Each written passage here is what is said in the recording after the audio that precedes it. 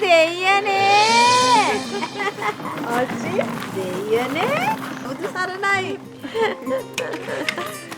බුදු සරණයි නේ අපේ කෙල්ල හැඩ වෙලා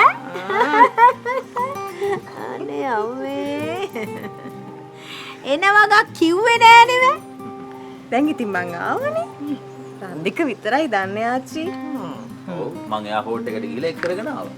එහෙම නෙවෙයි ඉතින් කියලා එන්න තිබුණානේ ඒ කියලා ආවනම් මොකද කරන්නේ? මොකද කරන්නේ ගහනවා මං තැඹිලි තොරණක් ඉතින් වෙඩින් එක දවසට ගාමුකෝ. අනේ අම්මපා කෙල්ල හැඩ වෙලා මාත් කිව්වා ආච්චි.